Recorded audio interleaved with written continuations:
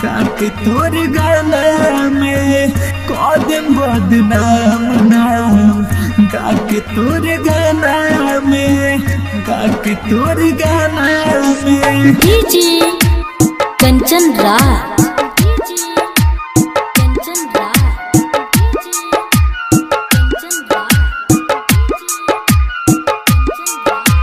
नीम चौक चौसीमा वैशाली।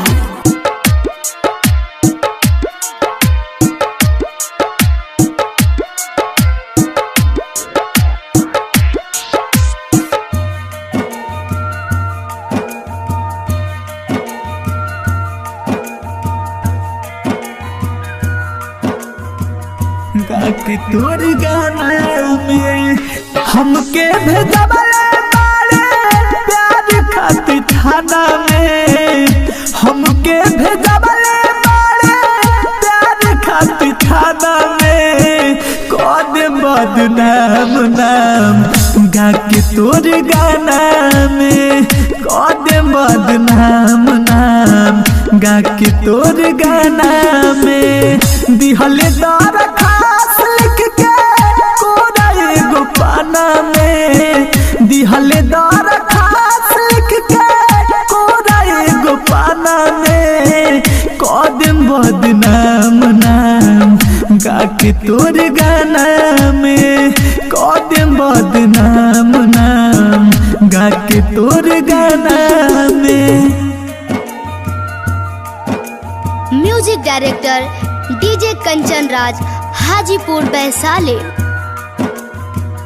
गाके तोर गाना में डीजे कंचन राज।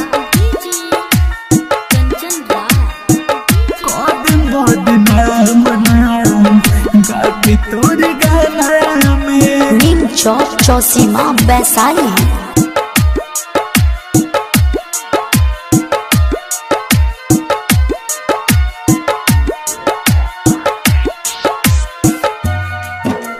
संध्या रिकॉर्डिंग स्टूडियो, सीताराम चौराहा, कुशीनगर।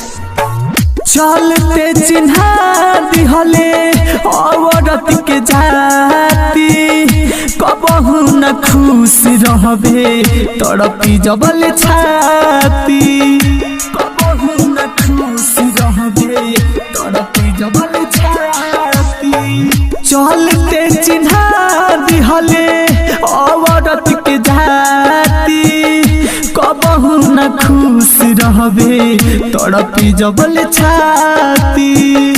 खात नहीं खिला के दलल बाटे खाना में। खात नहीं खिला के दलल बाटे खाना में।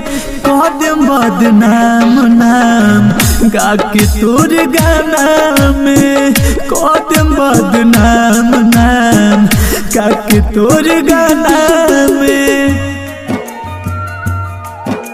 Music director DJ Kanchan Raj, Hajipur Vaishali.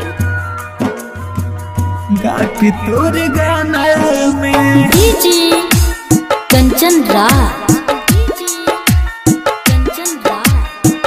कदम बदनाम नाम। गाके तोर गाना में। नीम चौक चौसीमा वैशाली।